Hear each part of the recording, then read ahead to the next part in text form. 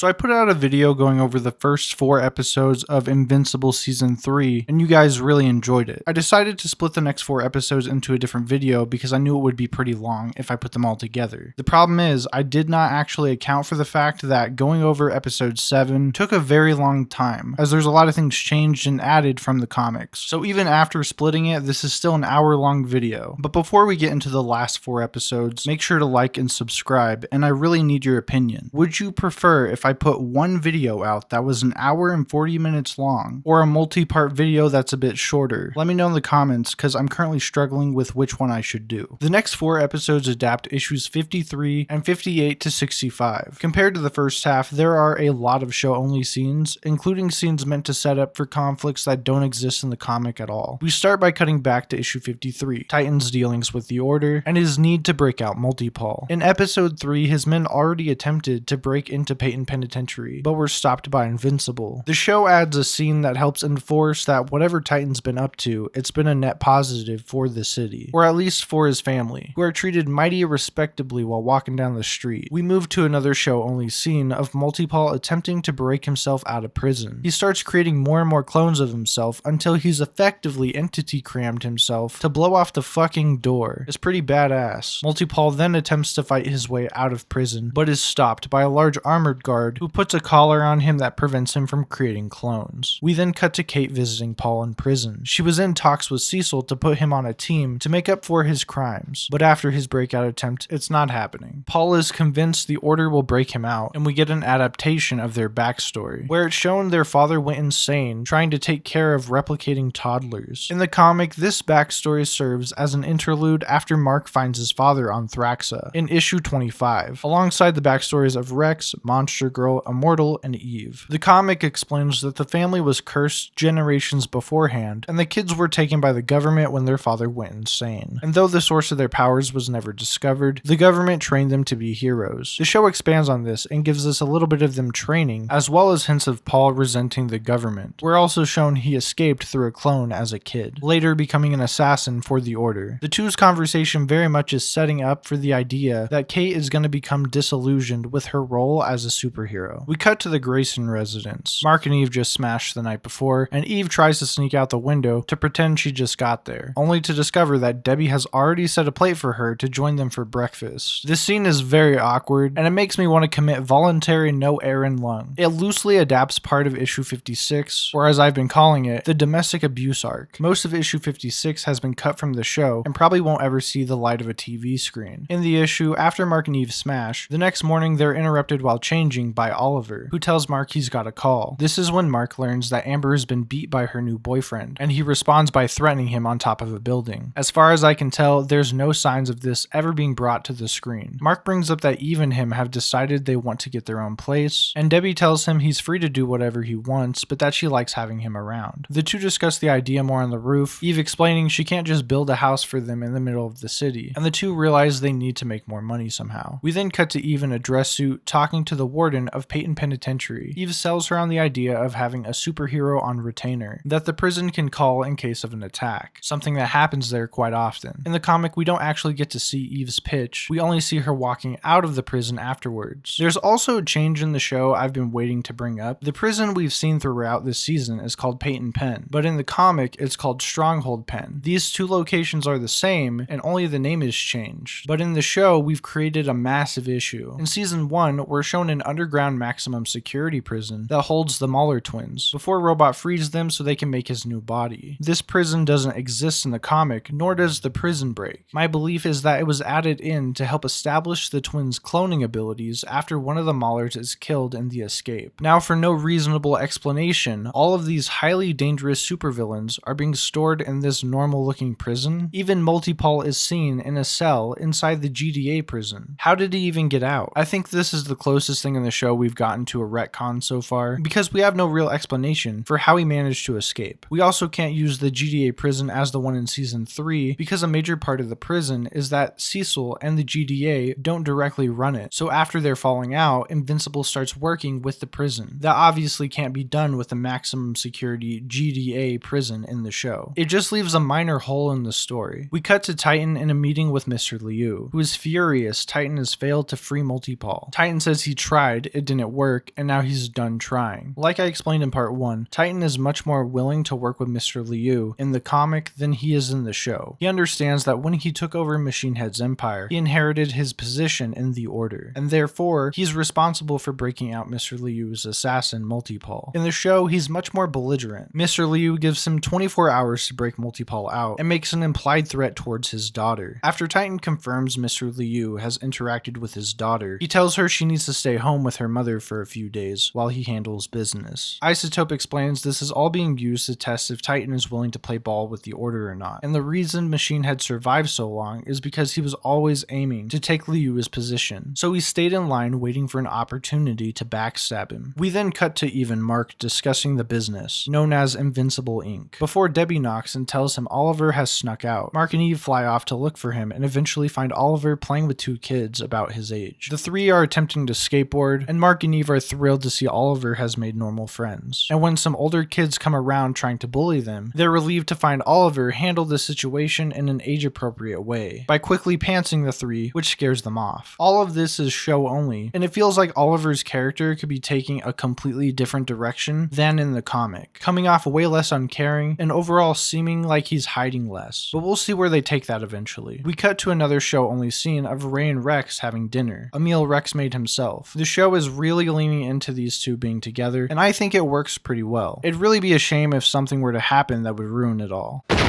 We cut to another show-only scene. Titan has gone to the prison to talk to Machine Head. Machine Head already knows that the reason Titan must be there is that the Order has finally gotten on his ass. He tells him the only way to appease Mr. Liu is to do exactly what he says. But since Invincible is defending the prison now, and Liu threatened his family, Titan explains he has no interest in bending the knee. We cut to Titan attacking the prison, which calls in Mark. But before he can get a punch in, Titan drops his powers, saying he just wants to talk. Titan points out how he's improved the city, before explaining who the Order is. The moment he mentions breaking Multipole out, Invincible says no, and Titan jumps into the sewers to escape. This is where we get one of the best subterfuge techniques ever. Invincible comes back up through the sewer, only to find himself surrounded by black men in the same clothing as Titan. He even grabs one of them, who then asks if Mark thinks all black people look alike. 10 out of 10 joke. The conversation between Titan and Mark loosely adapts part of chapter 53. It goes quite a bit differently, and instead of being asked to help him, Invincible stops Titan as he's about to head into the prison. Titan says he's only coming to see a friend, so if Invincible so much as touches him, he'll have him brought up on harassment charges. Mark responds by fucking bitch slapping the man so hard it throws him to the ground, immediately lamenting the amount of damage he did, explaining he's quite a bit stronger than their last fight. This plot is quite a bit different in the show, as we'll see a little bit later. Liu busts into Titan's office and says his time is up. Titan tells Isotope to teleport the two into the sky, but Isotope instead decides to side with Mr. Liu. Liu summons a massive dragon, a soul projection that puts him into a comatose state, which is why he has such a big ass bodyguard to guard his body while he's vulnerable. Dragon Liu breaks Titan's shell before tossing him out the window. With Titan handled, Liu attacks the prison in an effort to free Multipole. Something fun to notice here is that a number of the prisoners Cecil was locked up with 20 years ago are still here and have now been crushed to death by Liu. Invincible and Eve arrive to begin fighting the dragon, but because he's a soul manifestation, it doesn't go very well. The damage to the prison has freed Multipole from his cell, as well as a number of other supervillains, but Eve quickly begins throwing them back into their cells before trying to capture Multipole, who is broken out of his anti-replication collar by doing the same entity cramming technique he tried earlier. Eve believes she's caught him, but in reality he was hiding a clone away from the fight to make an escape when no one was looking. The fighting has knocked out the power, and with it, the anti-teleportation field. This is when Isotope teleports in and frees Machine Head. Meanwhile, Mark has gotten pretty injured fighting Dragon Liu, and even after dealing what seems like a fatal blow, the dragon just immediately heals and continues beating the shit out of him. Back in Titan's tower, Machine Head approaches Liu's bodyguard, who's been keeping Liu's body safe during the fight. This is when Isotope teleports the bodyguard high into the air, letting him fall to his death. And just as Dragon Liu is about to finish off Mark, Machine Head shoots Liu in the back of the head, which destroys the dragon manifestation. conversation. Titan appears and thanks Mark for helping distract Liu, and that despite Machine Head wanting Mr. Liu's dragon to kill him, Titan made sure that didn't happen. This entire fight is completely different in the comic, and starts right after Mark smacks Titan in issue 53. In dragon form, Liu crashes down from the sky, telling Titan his time is up, before smacking both Invincible and Titan and tearing into the prison. Instead of fighting, Titan literally just fucks off, leaving Invincible to fight Dragon Liu himself. It doesn't actually last very long, however, before Liu breaks Multipole out and fucks off. We do get a funny bit where Kursk gets out of his cell as well, but Invincible yells at him to go back inside, to which he immediately complies. One difference from the comics is that this fight happens before issue 58, meaning this is all before Eve has made a deal with the prison to protect it. While in the show, the call comes in because of their deal with Invincible Inc. Continuing issue 53, Liu shows up to Titan's tower, angry he had to break Paul out himself. He says Titan's position in the order is being stripped and that his empire is to be handed over to someone else. This is when Isotope is told to prove his loyalty, and teleports Liu to the Great Wall of China. Liu then says that if Titan wants a war, that's what he'll get, before unleashing his dragon form and flying off. Mr. Liu never makes a full comeback in the main Invincible comic, but is seen in a one-off called Invincible Returns, which is sort of a catch-up issue that came out between issues 70 and 71. In it, Liu attacks Titan, and after Liu's defeat, he is taken into custody by the GDA. He's then seen throughout the spin-off guarding the globe. We're shown that after killing Liu, Machine Head has taken over his position as leader of the Order. Titan shows up and demands he be let out of the Order while still maintaining autonomous control over the city. Machine Head is in such a good mood, he agrees to let Titan out of the Order, and at the same time makes clear that if Titan ever tries to backstab him again, he'll kill both him and his family. I think this change to the story was pretty solid compared to the comic it adapts. We've also been set up for something more to happen with Multipole than appeared in the comics, as he leaves Kate a paper chain similar to the one we saw in their backstory. I gotta say though, this is definitely some dumb writing. How the fuck did Multipole sneak into the secret Guardians HQ in the fucking Himalayas? And why the fuck did he choose to leave it randomly placed in the fucking locker room? Not well thought out, guys. We then get a post-credits scene of Liu being revived by his bodyguard, who somehow survived falling from the sky. So the Mr. Liu plot will also continue in the show, something that will probably be completely new, maybe at most taking a bit from the Guarding the Globe series. This episode was basically all new stuff compared to the first few in the season, but I think it's played out pretty alright. We definitely slowed down a bit this episode with Oliver and the Ray and Rex stuff, but overall it was fine. Episode 6 starts with a new character we've never seen in the show, named Scott, as well as a vaguely familiar character. I feel like I've seen her before. I really can't put my finger or disembodied arm on it though. Scott shows signs of having some sort of impact related ability, letting his niece punch his palms and creating a small ball of lightning from the force. The daughter and mother enter their apartment building while Scott grabs a coffee. This is when it's revealed that we're watching a flashback of Mark's fight with his father, which caused that apartment building to collapse in season 1. The voice actor for Scott is the one and only Aaron Paul, and it's an insanely good pick to voice this tragic soon-to-be villain. We then see Scott works for the GDA in the research and development wing, and over lunch, fellow team members are talking about equipment going missing. Scott starts preaching about how Invincible manages to get away with so much, including breaking into the Pentagon with no consequences at all, while they're being accused of stealing equipment. We then cut to Oliver training with Eve and Mark. The two are talking about their dad, and Oliver asks Mark if he thinks the planet will ever forgive what their father did. All of this is show only, and the reason we've seen a lot more show only scenes is because episodes 5, 6, 7, and 8 have to adapt a grand total of 9 issues into over 3 hours of content. But the reality is, 4 of those issues are basically a single fight, which means we need to spread 5 issues across 4 more episodes. That's probably why the Titan plot was adapted into a full story. We need to add story to fill in time. And you might be wondering, why can't they just adapt more issues past 65? The reason is simple. We need to separate the seasons in a way where not too much is going on, and a lot of stuff is about to go on in the next issues. Too much to pack within season 3. You might have noticed this video is full of spoilers for seasons 1, 2, and 3, but have you noticed I've been avoiding comic spoilers for arcs that haven't been animated yet? This is because I'm cool and swag. Like and subscribe if you hate when shows are spoiled by the source material. We cut to Scott going by Powerplex as he practices a speech. His wife tells him she thinks it's great, and they decide he's ready to finally fight Invincible. It's revealed he's the one who's been stealing equipment from the GDA, specifically something called a biothermal capacitor. With these, he'll be able to hold enough of a charge to be able to fight someone as strong as Invincible. Invincible. The caveat is that the devices need to be inserted directly into his body, and that they aren't removable. He then tests them by having his wife hit him in the face with a fucking sledgehammer, which he tanks like a champ. As far as I can tell, he has some sort of insane durability as part of his power, because holy shit, he barely flinched from that, and afterwards fired a powerful beam at the wall. This is a bit different in the comic though. Issue 59 starts with Powerplex giving the speech to not only his wife, but his toddler son, who comments on how silly Scott looks. In the comic, there's no specific reason given at this point as to why Powerplex hates Invincible, and we don't learn a family member of his died until much later in the issue. Scott heads to work the next day, and a coworker explains they're interviewing everyone to figure out what happened to the missing equipment. This spooks Scott, who decides now is the time to try and confront Invincible, as he doesn't want to get caught before he gets the chance. The show streamlines all the information we need to understand Scott's motives before we actually see any fight. We get another show-only scene of the family eating at Paul's house. Paul tries to relate to their new superhero company by bringing up his job as a real estate agent, and it becomes super awkward. Now, personally, I think it was great advice he gave. He explains how he went door to door getting to know the neighbors to the point where his reputation worked for him. Mark and Eve could definitely use this advice in their business. If word got out that Invincible was on speed dial at a prison that you were thinking of breaking someone out of, you might think twice. As well as hearing other prisons have superheroes on speed dial, you might be interested in getting that kind of service as well. I really just think Paul got too much shit for this comment, which only happens in the show. We then cut to Powerplex as he gets ready for his debut. He jumps off a building, and the impact created charges him up plenty to start the show. This entire show-only sequence is done really well. Not only does it have a really great choice of music, but we're also shown Scott's hesitation because he isn't truly a villain. He doesn't want to hurt anyone, he just wants justice for the people Invincible has hurt and killed. Another show-only scene earlier reinforces this even more, as he attempted to petition the district attorney to press charges against Invincible, and he only turned to becoming Powerplex after his legal approach was denied. We then cut to a bowling alley in another show-only scene. The gang is celebrating William's birthday, and Amber and her boyfriend Kyle have been invited. I've explained how the domestic abuse arc is probably never getting animated, and I now feel like this scene was specifically added into the show to signal to everyone there will be no domestic abuse arc. If you're a fan of the show, you're probably aware Amber is one of the most hated Invincible characters, but in the comic she's kind of just meh. They've definitely tried to write her to be less of an absolute bitch after season 1, and I think this is a sign from the writers that they plan to toss her aside completely, to live a normal college life and have a normal relationship. Over the news, the group sees Powerplex about to give his speech, but before he can, Mark turns off the TV, telling everyone that the heroes will handle it and that they should just focus on William's birthday. This is where we get the adaptation of Powerplex's first attempt to get Invincible's attention. The show has an awesome title card joke where every time Powerplex says Invincible's name, it cuts to the title. It's pretty great, go watch it and you'll understand. Instead of Invincible showing up, Shapesmith arrives. In the comic, this is actually the first time we see him in this outfit. Outfit in quotations because technically it's just his skin. In issue 58, he asks Art to design a suit for him, since to this point he's been wearing an outfit based off Martian attire. After Art designs the suit, Shapesmith stretches himself into it and refuses to pay Art for the design and just leaves. Powerplex doesn't want to fight Shapesmith, saying he only wants Invincible. Shapesmith then turns himself into Invincible, which just pisses off Powerplex more. After giving a final warning and being heavily charged up by Shapesmith's punches, Powerplex finally fights back, absolutely demolishing Shapesmith. He apologizes before flying off, and it's revealed Shapesmith is still alive. In the comic, Powerplex's debut is less fleshed out, but he is still intercepted by Shapesmith. We don't actually see the fight, and we move to the aftermath. Scott explaining to his wife he got spooked at work and thought he needed to act fast before his arrest. This is also when we learn he lost his sister during the Invincible vs. Omni-Man fight, which differs from the show, as now he's lost both a sister and a niece. Scott is upset this attempt to get Invincible's attention failed, but his wife, Becky, believes that Invincible ignored him on purpose, and that he must know Scott is right about never facing justice. She reminds him of the Chicago Memorial being held the next day for those killed in the Omni-Man fight. Angry, he nearly forgot the anniversary of his sister's death. He loses his temper for a moment, scaring his son, Jack. Jack is a bit younger in the show. We learn from the opening that Jack has barely been born by the time of the Omni-Man fight, meaning he's probably not even a year old, whereas in the comic, he's old enough to speak. Becky points out how there's probably going to be speeches in Invincible's honor at the memorial, and expecting him to be there, the two plan their next attack. In the comic, the second attempt to get Invincible's attention is met by the previous previous Guardians of the Globe members. It's noteworthy that he literally solos them and escapes, angry that Invincible was nowhere to be seen. In this fight, he also says he doesn't actually want to hurt them either, because all he wants is Invincible. But there's so many heroes that the chance of Invincible responding is slim. At this point, Mark is also not on the GDA's payroll anymore, and doing his own side gig defending prisons. Before we get to the memorial scene, Robot made a breakthrough with Monster Girl's curse. The way Amanda's power works is she can magically transform into a Hulk-like creature, but every time she does, she gets slightly younger. She's actually 24 years old, and it's explained in the comics that while on a trip to Europe, she was fucking some witch's grandson,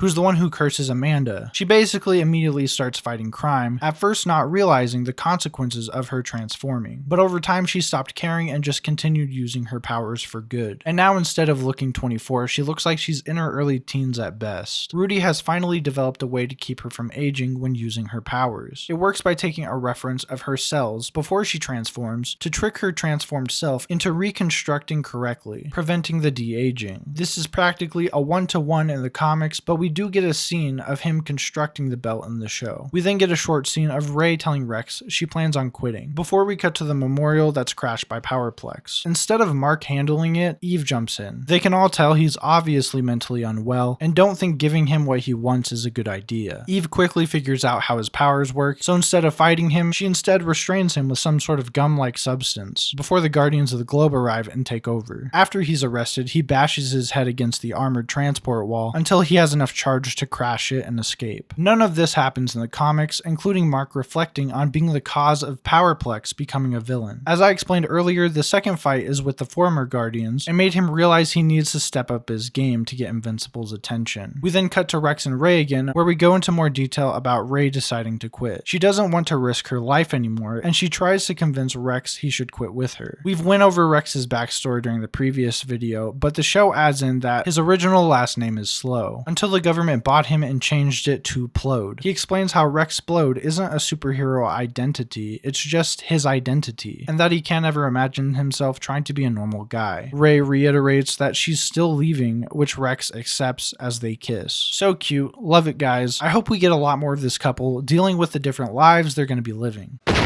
We cut back to Scott, who knows the GDA will be on him any moment, but his wife says they can't give up, and the two decide to use Becky and Jack as bait for Invincible, threatening on camera that he'd kill them if Invincible doesn't come alone. This part differs slightly from the comic. In the show, it's implied that the plan to use Scott's family as bait is his wife's, while in the comic, it's very much Scott's idea. He's hesitant at first to even mention the idea, but his wife is willing to go along with whatever it takes to get Invincible. Another difference is the setting. In the comic, Scott uses an abandoned weapon testing facility, while in the show, he uses the building his sister and niece died in as the setting for his showdown against Invincible. Invincible arrives armed with information on Scott given to him by Donald. He tries to talk it out, but things go sideways and a fight begins. Mark is already aware of how Scott's powers work, so instead of fighting, he tries to evade. He eventually knocks Powerplex under some rubble and tries to free the people he believes are hostages. Becky then spits in his face, calling him a monster. Charged up from Mark's last attack, Powerplex grabs Mark by the head and tells him he's finally going to pay for all the people he's hurt, before discharging all the energy he can directly into Mark's head. Jack can be heard crying in fear as Mark screams out in pain. But after Scott is done, Invincible is still alive, and he turns to see his wife and son, the only family he had left, is dead, killed by his own power and hatred. This is probably the saddest part in the show so far, and is one of the saddest stories in the entire comic in my opinion. It plays out practically the same in the comic, though Mark isn't armed with any information going into the fight, so there's no attempt to talk him down at the start. Powerplex attempts to attack Invincible again, but with no more hostages to worry about, Mark holds Powerplex down until his charge runs out. We cut to Scott in prison. Donald explains the capacitors can't be removed without killing him, so he's being held in a special containment device to keep him from moving. It's not explicitly stated within the comic that the devices on Scott's body are not removable, but they're still attached to him later on in the comic, so if they could be removed, they probably would have done so before locking him up. Mark tries to console Powerplex, but it doesn't go well, as Powerplex threatens to find and kill Invincible one day. We get another roof scene of Eve and Mark, where we see an orb spying on them. It's then revealed in the post-credits scene that Angstrom Levy has collected 15 Mark Graysons from different dimensions, most of which look hella cool, except for this guy. Looks like he fell asleep at a house party and someone shaved his head. I could go over the Invincible variants here, but I'll wait until the next episode to tackle them. The one thing I will note, however, is that in the comic, we get the teaser of alternate Marks at the end of issue 58, and we see 16 of them instead of 15. But that number is going to change dramatically, guys. This whole thing's about to be a clusterfuck. With episode 7, we finally reached the Invincible War, which is based on issue 60. The Invincible War is super rushed in the comic, lasting less than a single issue, while in the show, we get an entire 30 minutes that fleshes out and expands on it. Problem is, the Invincible War was a crossover event with a number of Image comic IPs that we don't have licensing for in the show, so there's a lot of differences. We start by recapping Mark's apparent murder of Angstrom Levy. It's revealed that instead of dying, he was saved by technicians he had ready in another dimension. We then cut to present day, as portals open up and the alternate Marks fly in. Angstrom Levy tells all of them to spread out to cause as much damage as possible, as day 1 of the Invincible War begins. We cut to Eve and Mark hanging out in her bedroom, until they get a call from the prison. We then see one of the Marks attacking the prison. This is Mohawk Invincible. He's also in the comic and hasn't been changed at all. Next, we see a Mark destroying London. He is called Target Invincible. He is also in the comic, though his suit in the show incorporates the Viltrumite logo into the yellow circle on his arm, the standout feature of his costume. This version of Mark is also fighting someone completely different in the comic, a British hero named Jack Staff, while in the show, he's fighting a character named British Knight, who's a show-only replacement. We then cut to Prison Invincible, who's named this because he mentions how he's been locked in a Viltrumite prison for a year. He begins attacking Russia and is excited to get a warm-up in when he sees a Russian superhero known as Cast Iron, who is a hero in the Guardians of the Globe comics, but who's not actually seen during the Invincible War. We then cut to the Empire State Building, where we have a Viltrumite fighting off Wolfman. Holy shit, we are 5 hours and 4 minutes into season 7, and we finally get a Wolfman cameo. As I explained in the first part of the video, Wolfman is a spin-off character, and up to this point has been removed from the source material season 3 adapts, including a significant role in the Doc Seismic fight, and an entire spin-off where Invincible helps him fight his way free from the Guardians of the Globe. He tells Wolfman that he's killed him before and he'll do it again. In the comic, the person Viltrum Mark is fighting is an anti-hero named Spawn, another Image Comics character who probably wasn't included for licensing reasons if I had to guess. Spawn is an insanely overpowered individual. Originally a lieutenant colonel in the Marine Corps, Spawn eventually died and made a deal with a demon to come back as a Hellspawn. The fact Viltrum Invincible killed him means he's probably one of the strongest of the alternate Marks. We then cut to Sinister Invincible in China. We previously saw this alternate version in the Memories of Angstrom Levy in season 2. He was the Invincible that straight murdered a version of Angstrom's son right in front of him. In the show, he's fighting Best Tiger, a hero from the Guardian of the Globe comic, who's like if Daredevil was Deadshot. He isn't even really blind though. Apparently he just wears the blindfold to make things more challenging, and he actually even gets a couple good shots in on Sinister Invincible. In the comic, this version of Mark fights a hero known as Fire Breather, a very limited run character under Image Comics, who actually got a full CGI movie adaptation that ran on Cartoon Network back in 2010. Next, we see Mustache Invincible, one of my favorites, fighting Tech Jacket, another Image Comics IP. Tech Jacket is a hero similar to DC's Blue Beetle. After Zach Thompson stumbles upon the crash site of a spaceship, he finds a dying Geldarian, a race of alien that is physically weak, but they make up for this through a suit called a Tech Jacket that they're each given at birth. Unable to communicate that his ship is about to explode, the dying Geldarian orders his suit to bind to Zach, saving his life. The suit can't be removed, and from that point on, Zach learns to use one of the most advanced weapons in the galaxy. For some fucking reason, the wiki has an entire equation about how fast he can run in the trivia section. I have zero clue why. In the comic, Tech Jacket is also seen fighting an alternate Mark, but instead of Mustache Mark, he's fighting Sleeveless Mark, as he's known. We then cut to Rex and Ray as they're moving her into a new apartment. Rex explains how for the first time in his miserable life, he's actually in a good place. That's when they both see explosions nearby. Rex says he can handle it since Ray is technically retired, and that he'll be right back. We then cut back to Peyton Penn, where Mohawk Mark runs into our Mark, who I will be calling Mark Prime from now on to avoid confusion. Mohawk Mohawk Mark yells at Mark Prime, telling him the plan was to spread out, before realizing he's the current dimension's Mark. Mark Prime asks how he got here, a question Mohawk Mark refuses to answer. Before they begin fighting, Mark Prime gets a good hit in, knocking his doppelganger out, before 3 other heroes arrive: Kid Thor, Bolt, and Knockout. These characters come from a spin-off comic from 2003 known as Capes. The idea of the comic is that a bunch of heroes work for a company known as Capes Inc., where they treat heroing like a job, and if your shift is over, then it's someone else's problem. These heroes also show up in the comic, but we're missing a 4th Capes hero who shows up with them: Commander Capitalism. Pretty fucking based if you ask me. Doing some research, I know they didn't use the actual name Capes Inc. in the show because of licensing issues, but I'm not exactly sure why Commander Capitalism is missing. It could just be how complicated his design would be to animate. The 3 heroes start beating the shit out of Mark Prime, believing him to be one of the alternate versions. At the same time, Powerplex has broken out of his cell and begins attacking Mohawk before getting knocked away. In the comic, this is actually where Wolfman cameos, having been imprisoned for murder. But now he's free and fighting a villain from his comic named Thrillkill, who he'd rather make sure didn't escape instead of escaping himself. Elsewhere, Oliver wants to get into the fight, but Debbie tries to stop him. Oliver argues that they've wanted him to start caring about people, and that's what he's trying to do. We then cut back to the prison, where Mohawk is bloodied and unconscious for the time being. Mark Prime leaves that version of himself to the Capes. We then cut to the Pentagon, where a number of Reanimen are pulverizing Flaxen Mark. This is a Mark who wears flaxen armor, which would presumably mean that in his timeline, he also took over the Flaxen dimension. Donald also appears to have taken a good amount of damage. In the show, this Invincible was taken down with a combination of the sea monster frequency that cripples Mark Prime, Reanimen, and Donald. In the comic, he's taken down by just Donald and Britt. But like I explained in part 1, Britt isn't actually a character in the show. Holy shit, it's Britt. He's voiced by Jonathan Ray Banks, another actor from Breaking Bad. It's also a pretty good fit, but I really don't understand why we waited till now to introduce a character like Britt. You could argue it's because we can't go into backstories on them, so it would be confusing to have them in other seasons, but we definitely don't go into any backstories here. All these heroes are just appearing, and a good few of them are coming back dead. It really doesn't matter though, Britt is now here, and he's calling in a highly nerfed world of superheroes compared to what we got in the comic. Our bargain bin of heroes includes the Hunk, Business Baby, and his partner Big Mildew, someone named Burley, Shrapnel, no clue who this guy is, Throwbolt, Demigod, Two Punch Man, no fucking clue, Bug-Eye, and Pangea. Not all the heroes in the show have names. In the comic, there are 2 main teams being brought in on the page this adapts: Dynamo 5 and Young Blood. This was probably the most retarded part to find info on, because no one actually has a full list of every person on this screen. From Dynamo 5, I found Smasher, Supervision, Menagerie, and Ramjet. From Young Blood, I found Shaft, what a fucking name, Badrock, Cougar, Doc Rocket, Troll, Diehard, and Scion. Holy fuck, was it hard finding her name. She's literally nowhere. Others in the background of the first panel include Donald, Britt, and his half-sister, Brittany. Don't ask. The panel on the right includes the Cyber Force, and the members I found were Cyblade, Ballistic, Ripclaw, Heatwave, and Velocity. We also have a woman named Popper at the top of the page, who's my favorite out of all these characters because her name is right there. The pain I went through finding all these characters' names is immeasurable. I shit you not, half of these fuckers matter so little that they aren't even mentioned on the wiki. I might literally go edit the wiki page of the Invincible War so no one else has to suffer as I have suffered. Oliver is seen helping people escape rubble, but after seeing Mark fly by, he quickly follows. Turns out, he's run into Cowl Mark instead. There's a good number of frames here that show fighting that doesn't happen in the show. In the comic, he's shown to be fighting Dark Invincible instead of Cowl. We then see Shadowhawk and Madman fighting Omni Invincible, Savage Dragon, his daughter Angel, Mighty Man, and Super Patriot fighting Cowl Invincible. Jack Estacado is fighting one of the Longhair Invincibles, and we get another frame of Jack Staff fighting Target Invincible, along with the hero named Ultra fighting Mustache Invincible, and Witchblade fighting Visor Invincible. We then cut to even Mark Prime discussing who could have done this. Mark explaining he only knows one man capable, Angstrom Levy, but to his knowledge he's already killed him. We then see Veil Invincible fighting a number of the bargain bin heroes, so Mark Prime and Eve join in to help. We then see Lensless Invincible smash through an Egyptian tomb. The tomb is a running joke throughout the TV show, as Mark has accidentally foiled one of the spirit's attempts to leave in season 1, while in season 2 he's foiled by the simple fact that the next people who enter his tomb are both women, when he needs a male host to leave. Lensless Invincible is a prime prime target for him to possess, but gets away before he can, having to crawl back inside to hide while the two women from season 2 escape. We cut to Oliver fighting Cal Invincible as Bug-Eye and Throwbolt jump in to help. We then see another hero known as El Chupacabra, who's from the Guarding the Globe comics, but is not seen during the Invincible War. Sinister Invincible explains he killed his own father, so this hero has no chance of stopping him. In the comic, this line actually goes to Omni Invincible, which makes sense considering he is wearing a suit similar to his father's. I'm not really sure why they changed this. We then cut to Unmasked Invincible fighting the Hunk, who is very obviously a spoof on the Hulk, before cutting to Big Mildew and Business Baby. These two are a legally safe knockoff of Pit and Tim, a brother duo from the comic series Pit. In the show, they're fighting Target Invincible and don't seem to be doing great. This part right here actually had many people thinking that Business Baby died, but according to Kirkman, he is still alive. In the comic, Jack Staff is seen fighting Target Invincible multiple times, and Pit is seen absolutely demolishing an infamously known alternate Mark, whose suit pattern is literally not seen in any other panel of the comic. We then cut to Demigod, who by the way is one of my favorite show-only designs, fighting Longhair Invincible, while in the comic, this Invincible most closely resembles the sleeveless Mark that Tech Jack is fighting. In the show, we also see one of the heroes whose names I don't know, and I haven't been able to find, but he wears an outfit that resembles the scientist in the Black Science series, also by Image Comics. We then cut back to Mark Prime helping take down Veil Mark, and see most of the other heroes have been taken down. Omni Mark shows up and asks if Veil needs help, to which he disrespectfully tells Omni Mark to fuck off. Omni Mark goes straight for Eve as Mark Prime deals with Veil. Mark Prime rushes in to save Eve but begins getting tag teamed. He tells her she needs to run, but Eve refuses, which eventually leads to her getting grabbed by Omni Mark and her entire leg snapped clean in half. Before Omni Mark can finish her off, Mark Prime throws Veil at him and checks on Eve, who's out cold. The two Mark variants celebrate a little too early as Cecil begins dropping in Reaniman. In the comic, this fight with Veil Mark includes Cyberforce, and we don't see any more than a panel of Mark and Eve flying in, and the two leaving after Eve's legs are broken. A lot of what this episode does is expand upon what is not very fleshed out in the source material, and it does it pretty well. We then cut to Lensless Invincible still fighting Immortal, but they're now in Guardians HQ and most of the team is out of commission. Darkwing 2 damn nearly gets the Darkwing 1 treatment. Shapesmith is splattered on the floor like a fucking booger, and Invincible eventually decapitates Immortal before throwing his head through the last standing Kate. Lensless Mark laments how he always kills people too fast, before Darkwing jumps in and pushes him into the Shadowverse. In the comic, this scene plays out in two panels, starting with Immortal's head being thrown into Kate, and ending with Darkwing pulling Lensless Invincible into the Shadowverse. These two are never seen again, so their status is technically unknown, but it's assumed that Darkwing pulled Lensless into the Shadowverse, and the overzealous variant killed him in response, trapping him there till his death. We get a scene where one of the Marks can be heard showing up to Mark Prime's house to kill his mother, only to realize she wasn't there. This is shown in a single panel in the comic, and we don't know which Mark tried this, but in the show it's very obviously Mohawk Mark. We now make it to one of the saddest scenes in the episode. Retro Mark, as he's called, or as I will be calling him, Visor Mark, has one of the robots by the throat, saying he knows he must be in one of them. He's surprised to find the clone of Rudy, who he doesn't recognize, instead of the original body of Rudy who died off in season 1. Bulletproof jumped in to save him, but this Invincible is insanely fast. Rex is pretty badly injured, but tells Rudy the best plan is to have the guy that can fly get Monster Girl and him out of there. He says he has a plan and to just tell Ray he's sorry he didn't finish helping her move, and it's not till after they leave that Rex admits he was bluffing. He lobs his goggles at Visor before chucking charged rocks at him, which gives Rex enough time to blow up the floor beneath him. But despite his efforts, this barely had any effect, seemingly because Visor flew into the air before the majority of the blast. Rex is grabbed by the throat as Visor Mark mocks his futile attempt to save his friends, who he plans on going after next. Rex says he has one more thing left he can explode as he sticks his hand in the hole in his side, and at point blank hits Invincible with a blast created by his entire skeleton. It's a really sad scene and definitely gives way more emotion than we're able to get in the few frames it adapts in the comic. Ray is also seen headed to help as the explosion went off. A difference to note in the comic is that Bulletproof loses his left hand in this fight, which doesn't happen in the show. We then see glimpses of the aftermath of day 2. Wolfman is alive, climbing out of rubble, and the Hunk is dead in the desert. We see a dead version of Mark that apparently people call CG CW mark. It's apparently a reference to the CW Arrowverse for some reason. Maybe because they all wear jackets in the Arrowverse. It's fucking retarded, guys, okay? I'm just calling it how I see it. And this motherfucker's name is Gripper Mark. Because how the fuck can I just ignore the fact he has his goddamn toes hanging out? We saw him in the memory of Angstrom Levy in season 2. In the comic, he's apparently this Mark here, who looks a lot different, and fights Tech Jacket alongside Sleeveless Mark in a crossover comic called Tech Jacket Digital. He dies alongside Sleeveless when Tech Jacket overloads his suit to blow them away. We see British Knight has been killed, as well as show-only hero Burley holding the dead body of show-only Shrapnel. Britt digs out what's left of Donald, and then we cut to Mark Prime with Eve in the GDA's medical wing. Cecil tells him he's needed on the outside helping stop his variants, but he refuses, saying Eve needs protection since the other versions of him know about the hospital. We then see Bulletproof Mark being killed off by Reaniman, which also happens in the comic in a single frame. It should be noted that Bulletproof Mark is called that because his outfit is that of Bulletproof. In the show and comic, he originally tried on this outfit as it was unsold merch Art was trying to get rid of. Mark doesn't really like it, which is how it eventually ends up with Bulletproof once he joins the Guardians. This version of Mark appears to have just gone with it rather than ask for his own design. But in the show, he's changed the secondary color to blue rather than it being exactly the same outfit. Oliver, Throwbolt, and Bug-Eye are seen walking away from the corpse of Sleeveless Mark, while Mohawk is seen destroying the Empire State Building. Powerplex is seen celebrating over the corpse of a charred and unrecognized Invincible. This is apparently either Veil or Cowl Mark. It's not really clear, nor is it a thing in the comic. When Powerplex escapes prison, he kinda just fucks off. We see Tech Jacket has beat Mustache Mark, who in the comic can be seen basically bisected in a bunch of rubble. Day 3 begins by showing us the lineup of surviving Invincible variants. They include Sinister, Viltrum, Mohawk, Target, Prison, Omni, Dark, and Unmasked Mark. In the comic, the remaining lineup is very similar. Sinister, Viltrum, Mohawk, Target, Prison, Dark, and Unmasked. But who the fuck is this? I'm gonna call this guy Paddle Mark due to the paddle-shaped bullshit on his legs. This version of Mark is literally not seen anywhere else in the issue, and in the show he's replaced by Omni Mark, who was killed off in the comic by Madman and Shadowhawk. I think it was a good choice to swap out one of the random unseen Invincibles with one with a much cooler look. Omni Mark is definitely one of the coolest designs. Really can't wait till they add these guys in Fortnite. The alternate versions of Mark all regroup above the Grayson household, where Angstrom tells the alternate Marks to find and bring Mark Prime to him. The Marks start arguing that Angstrom needs to hold up his side of the deal, which for a lot of them was Angstrom Levy helping to expand their empire into different dimensions. Though they don't all have the same deal, as Dark Mark says his deal was to find Debbie and bring her back to his dimension because he misses her. Sinister Mark tells Angstrom to give them their dimensions or they'll torture him. He responds by creating portals around the Marks and knocking them in. Trapping them in the same desolate dimension, Mark beat the shit out of Angstrom in back in season 2. In the comic, the dialogue is very much the same, but they throw in a line for Dark Mark about making a deal to see his mom again. Mark heads to fight Angstrom and he's much better at handling his portals since the last time they fought. The orbs give him trouble though, as Angstrom came prepared with an entire horde of them. In the comic, none of the portal fighting happens and there are way less orbs. Oliver and Bulletproof also try to help, even though Bulletproof is missing a hand. Mark finally gets a hold of Angstrom when Oliver arrives, telling Mark he needs to kill Angstrom before he gets away. But Mark hesitates, which leads to Angstrom escaping, but not before losing an arm through his portal. Angstrom tells the technicians to fix him, but they refuse, and disable him through devices they put on his body. They explain promises have been made that haven't been honored, and tell Angstrom he either works for them now or dies. In the comic, this is slightly different. When Angstrom arrives to the technicians, he says he plans to retrieve the stranded Marks and return to kill Mark Prime, while in the show he doesn't show any desire to retrieve the stranded Marks. From this point on, we've entered issue 61. We see the aftermath of the destroyed cities of the world as rescue and recovery search the rubble. Mark thinks about how he's been beating himself up for thinking he killed Angstrom Levy all this time, but now all he can think about is how he should have killed Angstrom. Mark then heads to New York City to help with search and rescue. This is where Powerplex finds Mark and attacks him, before being restrained until he runs out of energy. Britt then takes Powerplex away. In the comic, members of the Young Blood jump in to stop him, with Badrock holding Powerplex down since he's super resistant to electricity. There's another scene of Mark running into Eve's parents and Immortal being revived, before he reveals he plans to quit being a hero to start a life with Kate. Cecil then holds a meeting with the remaining A-tier heroes, where he offers Mark a position leading the Guardians of the Globe, to which he declines. lines. All these scenes play out very similar in the comics, the slight difference being Cecil explicitly gives the position to Britt after Mark turns it down. We then cut to Mark helping with the cleanup effort, very upset at the death and destruction caused in one way or another by his actions. But he has no time to contemplate how anything could have been done differently because Conquest has arrived. This is the fight everyone has been waiting for. Conquest explains he's come to check on Mark's progress, preparing the planet for the Viltrumites' arrival. Mark says now isn't a good time, and Conquest says he's Mark's last chance to fulfill his duty. Mark explains how the only thing he wants to do right now is hit something as hard as possible. Conquest smiles, happy Mark has chosen the hard way, and as the two charge each other, the episode ends. One small difference from the comic is that while in the show the two are both ready to throw a punch, in the comic Invincible is not and only appears to be shouting in Conquest's direction. There's also no post-credit scene, as episode 8 picks up at exactly the same moment we end on. Episode 8 starts with the shockwave from the first punch sending people flying, as the two lock in a grapple, before Conquest headbutts Mark and throws him into the ground. Conquest monologues about how Anissa would be preaching to Mark about how they could turn this world into a utopia if he stopped resisting, but Conquest wants him to resist. He wants Mark to try to fight so he can beat the shit out of him, just to feel his fists drenched in blood. Mark gets in a sucker punch before throwing Conquest through multiple buildings. This appears to have done more damage to Mark than Conquest, as he drags Mark out of the rubble before grabbing him by the throat. Mark gets him with the patent-pending double ear punch, a move that appears pretty effective on Viltrumites, considering their ears are their weak spot. Conquest seems happy at Mark's attempt to fight back, and eventually the fight is taken to space. Everything to this point in the comic plays out exactly the same way, until the show decides to take some very strange liberties once they enter space. Conquest smiles at Mark, blows a bubble of blood, and then carefully forms it into a heart shape, confusing Mark just as much as it confused me. He then breaks the frozen heart bubble before knocking Mark back to Earth. Why the show added this, I'm not really sure. I don't know if it's supposed to be some homo shit, but whatever it is, it's not in the comic. On the way back, Mark gets in enough hits to separate from Conquest, asking him if he's sure this fight is going to go his way. Conquest says he's damn near certain before clocking Mark so hard he crashes through a building. Debbie and Oliver see this on TV, and instead of telling Oliver not to help, Debbie lets him go, as Paul tries to comfort her. Mark gets up and we get a really cool shot of Conquest slamming down into him. In the show, Conquest Supermans into Mark, while in the comic, the attack comes at him legs first. Conquest begins pummeling Mark through the air so fast that Oliver can't catch up, before sending him to the ground, destroying a number of buildings in the process. As he flies towards Mark to continue his rampage, Invincible gets up and yells for him to stop. Conquest is confused and pauses his assault for a second as Mark staggers out the words, "Listen to me." This also happens in the comic and is just as much as a pathetic attempt for Mark to buy time from getting his fucking ass beat. Conquest grabs him by the face, saying he's gotta be crazy to think he would stop, as he slams Mark into the ground, promising to kill everyone else when he's done. Oliver flies in and uppercuts Conquest off of Mark, yelling that a big ass beatdown was coming up, before getting absolutely bitch slapped right into the pavement. Conquest grabs him by the leg and asks his name, saying he prefers to know the name of the kid he's about to dismember. This plays out slightly differently in the comic. In the show, Oliver actually gets a hit in on Conquest, while in the comic, he comes nowhere close to pulling this off, and is immediately grabbed by the arm. Oliver does get one more hit in than he does in the comics, but I think it's evened out by the fact he got his fucking fade ran 2 seconds later. Mark kicks Conquest away from Oliver and tells him to leave, before throwing him to the side as Conquest grabs Mark and charges through multiple buildings. He calls Mark an idiot for caring about Oliver when he could have used that time he spent killing Oliver to come up with some kind of way to outwit him. Conquest is even skeptical of Mark's Viltrumite heritage, saying he won't believe he has a Viltrumite heart until he sees it beating in his hand. He yells at Mark to show him his Viltrumite rage as Mark headbutts him. After a long barrage of hits, Mark begins to tire before Conquest grabs one of his punches, telling him if that's all he's got, this isn't going to end well. We cut to the Pentagon where Cecil is enraged that this has to happen now of all times. He walks into Sinclair's lab and it's revealed the GDA has wasted no time converting the dead Invincible variants into Reanimen. Cecil asks the progress, but Sinclair tells him it'll take at least 2 weeks till they're even ready to trial them. By this point, we've reached the end of issue 62, and issue 63 begins with Eve waking up, having been out for almost a week. I'm really not sure why the show changed it to almost a week. There's literally no amount of shit that could have happened happened or is shown to happen in that amount of time. While in the comic, she has been out for a total of 2 days. That means she went out cold on day 2 of the Invincible War, was out day 3, and then 1 day later, Conquest attacked. She sees the fight happening on the news and immediately gets up to go help, accidentally revealing to her parents that Mark is invincible in the process. In the show, she has 1 broken leg with a futuristic cast that she reinforces with her powers. While in the comic, she actually has 2 broken legs and is still trying to get involved to help Mark, believing that the person attacking him is Nolan. We cut back to the fight where Conquest tells Mark he's been playing with him like a new toy, and though he's having fun, it's all too easy for him. He tells Mark that he met his father and that when he was younger he showed much promise. He says Nolan is now dead, executed just before Conquest was dispatched to Earth, unaware of the prison break that happened back in episode 4. Just before Conquest can finish off Mark, Oliver jumps back in, kicking Conquest in the face. Oliver tells Mark Conquest is old as dirt, so they should be able to beat him together. Conquest says he's old but definitely not weak, and now that Oliver is back, he's specifically gonna split him in half to eat his heart. This is when Mark is slapped aside while Conquest focuses on Oliver, and after a single hit from Conquest, Oliver loses most of his teeth before Conquest picks him up and begins describing to him how his body is slowly being pulled apart. In the comic, this happens in a similar way, but instead of being punched through a building, Oliver is just punched across the face before Conquest grabs him by the arm, instantly breaking it, and begins pulling him in half. In the show, he also holds Oliver by the head while he's ripping him apart, while in the comic, Oliver is being held by his shoulder. Mark rushes in and saves Oliver, but continues to be pummeled, as Cecil teleports in to get Oliver out of the fight. Donald also tells Cecil that Eve is awake and has requested to speak to him. Cecil updates her on the situation, and she tells him she refuses to sit by. We then cut to Mark being skipped across the ocean like a rock, till Conquest grabs him by the head and sends him flying face first through the crowded beach and city they've stumbled upon, in a scene reminiscent to the subway scene in season 1. Just like the subway scene, this is an adaptation of a much less bloody scene in the comic, as Conquest drags Mark through a warship and through the ground of a beach until they reach a hillside. Mark gets 1 good punch in, which knocks Conquest into one of Eve's walls, as Mark looks on in horror as his girlfriend joins one of the most unwinnable fights we've ever seen. Conquest tries to turn his focus on Eve, but is tackled by Mark, as he yells at her to leave. Conquest headbutts him before completely breaking one of his legs. Eve tries to bubble Conquest, but he easily destroys it with a single clap. Up to this part in the show, we're basically 1-to-1 with Eve joining the fight, minus thinking Conquest was Nolan when she first arrived. Then from this moment on, the show strays dramatically from the source material. Eve makes herself a set of armor and begins going toe-to-toe with Conquest. Before we go any further, I need to clarify my opinion. I think this entire fight between Conquest and Eve is fucking retarded. It starts with Eve stopping a charging punch from Conquest by claiming she's increased the density of the air. This is fucking stupid, because her pink wall is literally solid air, aka the most dense air can be. If Conquest can break her solid air construct with a single clap, there is no way he shouldn't be able to fly through dense air. It's fucking stupid. While he's stuck unable to reach her, she hits him twice with a massive hammer construct before he catches said hammer and destroys it. She starts creating walls to slow him down before she bubbles his head and smashes him with 2 morning stars. She hits him with a good amount of other things before he locks the fuck in and rushes her. He takes 3 more hits to break her armor before punching her so hard her entire face is mangled, right before he impales her through the stomach with his hand. He comments on how pretty she is and how much of a waste it was for her to try to attack him, as she begins falling out of the sky. Now I'll give you 2 seconds to guess how this went in the comics. Eve showed up, Mark tries to save her, his leg is broken, and she's immediately punched and impaled. I have no fucking clue why we wasted so much time and money on one of the stupidest show-only matchups ever. Eve literally got knocked out by an alternate Mark. None of these alternate Marks are even as strong as Mark Prime, because none of them ever needed to do any training. Our strongest Mark got fucking demolished by Conquest. But you're telling me that Eve was able to hold her own against him, I'm not buying it. That's just my opinion though. You guys tell me what you think, okay? Maybe some of y'all liked it, maybe some of y'all didn't. But now you know how it differs from the source material. Mark catches Eve before she hits the ground and begins to cry as she tries to speak, unable to get out any more than pained noises. Mark cries out into the air for Cecil's help as Conquest looks on, intrigued by the strong bond he has for someone else, something he claims other Viltrumites don't have. Conquest then goes on to thank Mark. He's not usually able to cut loose this much, and he's had a ton of fun. Mark says Conquest won't live to see tomorrow before punching him so hard his robotic arm is destroyed and Mark's arm breaks in half. Now down a leg and the opposing arm, Mark continues fighting. Conquest grapples him, telling him getting angrier isn't going to make him stronger, as Invincible bites down on his shoulder. The two continue clashing as Eve's lifeless body begins to glow. Conquest pins Mark, and we get a show-only speech. Conquest explains how he's so lonely and that none of the other Viltrumites even want to talk to him, believing he's unstable. He explains that he's sent from planet to planet murdering for the Empire, but that just makes them fear him more. He even says that some days he feels so alone he could cry. But why would he, since no one would care anyway? I don't really mind this little speech. It sort of shows that even a Viltrumite as psychotic and bloodthirsty as Conquest is troubled by the feeling he's missing some kind of connection with others. Maybe in a different world, he'd have turned out like Nolan, slowly learning the value of caring for others. Thanks to this scene, we also get this really good joke. I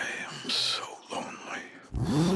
Conquest prepares to finish off Mark, but before he can, Eve is revived, having unlocked her full potential through her close death trauma. It's explained in her backstory that she's not able to transform sentient organic matter because that would have been too powerful. So when they made her, they put mental blocks that can be overcome during extreme trauma. Not only has she rebuilt her body, but she uses the opportunity to shoot Conquest with a light beam, which fries the absolute fuck out of him before she collapses. Mark is shocked Eve is still alive, but before he can process it, Conquest gets back up, saying he's going to make sure she's dead this time. Mark punches him to the ground with the last of his strength and continues hammering away, until Conquest grabs his hand and breaks it. Now down all but one leg, Invincible begins headbutting the ever-living shit out of Conquest, asking if he's still having fun, to which Conquest responds that he takes the good with the bad. Invincible then relentlessly bashes his head in over and over and over again, until his head is completely caved in. One of the craziest parts about this scene that I haven't seen anyone else talk about is the relationship of the actors it involved. I've been avoiding mentioning Conquest's actor till now because you might just figure out where I'm going with this once I say it. Mark Grayson is voiced by Steve Yeun, who played Glenn in The Walking Dead. Conquest is voiced by Jeffrey Morgan, who actually played Negan in the same show. There's a notorious scene adapted from the comics where Negan takes his barbed wire covered baseball bat he named Lucille and completely smashes in Glenn's head, as the other survivors look on helplessly. But in Invincible, the tables have turned, as it's now Steve Yeun bashing in the head of Jeffrey Morgan. With Conquest handled, Mark goes to check on Eve, who is alive and perfectly well, except for the fact she's completely naked. This all plays out exactly the same in the comic, as all the heroes arrive wondering what the fuck just happened. The comic does have a bit of a funnier tone by this point, as all the men stare in awe at Eve. Monster Girl even covers Robot's eyes. This concludes issue 64 of the comic, and the rest of the episode covers issue 65. As Mark is recovering in the hospital, Eve explains how she survived Conquest nearly killing her. This plays out slightly different in the comics, as Mark immediately notices Eve's boobs are definitely bigger, and it turns out that in the spur of the moment, without really thinking about it, she rebuilt her body with nicer tits. Fucking based. Debbie and Paul show up, and Debbie blames herself for everything Mark has been through. Cecil comes in, and Mark demands to see Conquest's body. He wants proof that he's actually dead. After seeing the body, Invincible is satisfied and tells them to burn it. We then cut to Rex's funeral, where Rudy announces he's gonna honor his death by changing his name to Rex. Eve tries to say a few words, but can hardly get through it before breaking down. Eve tells Mark how hard it was to see Rex change as a person, and how hard it was for her to forgive him for everything he'd done in the past. But Mark can't help but just smile at the fact that the woman he loved and thought thought was gone is standing safely in front of him. The two embrace and we jump to them back at home as they prepare to smash again despite Mark's 3 broken limbs. We then begin to set up the plots next season will entail. The most important being that Cecil lied about Conquest being dead, creating a fake corpse to show Mark and keeping him locked underground in a big concrete block. This is sure to go swimmingly. We then get a scene of Mark telling Oliver he was right about the Maulers and Engstrom, and that if anyone ever puts his loved ones at risk again, he won't hesitate to kill them. All of this is practically identical to the comics, but the season ends with a post-credit scene completely out of left field. We see Damien Darkblood summon another demon, promising he can help restore him to his throne by involving a surface dweller with immense ability and a blackened heart. In the comics, Damien Darkblood is just a joke. He last appears in issue 16, where he shows up to the Pentagon to tell Cecil he's close to discovering who killed the Guardians of the Globe. The joke is that everyone has known who killed the Guardians since issue 10, when Omni-Man killed Immortal on live television before having his falling out with Mark. No one is really sure who exactly Damien Darkblood is talking about here. Is he referring to Nolan, Mark, Conquest maybe? It's not clear. And next season is sure to have a lot of changes from the comics, as we've set up plots involving Multipol, Mr. Liu, The Order, and now Damien Darkblood, all of which are show-only plot points. And with that, we are finally done with this season. I want to take the end of this video to address some of the criticisms I got after I put out the first video. The main criticism I saw from people in the comments is when I said I didn't really see any fights that I thought warranted such bad animation in the first episode of this season. I wasn't really clear about how I put that. What I meant was episode 1 overall had bad animation, including in the biggest fight in the episode. My understanding is that budgets for these shows are done by episode, but like I also said in the first half, another problem that could affect the animation quality is how much time they had to animate the entire season. It doesn't matter how much budget you give someone, if you don't give them enough time to complete the task, it doesn't matter. So the animation team could have definitely just spent more time on the bigger fights, but we're not really sure. Another thing I saw a lot of people mentioning was about the voice actors. A lot of people right now are thinking that the voice actors probably cost a lot of money, and therefore that's where all the budget for the episodes is going. I'm actually not sure how I feel about this argument because we're not actually sure how much any of the actors are being paid. And I'm old enough to remember when people were arguing that Chris Pratt was being hired to play Mario in the Mario movie because it would have been cheaper than getting an actual voice actor. So I'm not really sure which one it is. Would paying actual voice actors cost more than an actor? I don't know, dude. I'm just some fucking idiot on the internet, okay? Anyways, these videos were a lot of work to make. I don't have a lot of videos like this on my channel yet, but if you want something similar, you can check out my review of Uzumaki, a horror anime that was doomed after the first episode, when the entire animation team was fired. Anyways, I think this video is running long enough. Again, thank you for watching, and have a good day.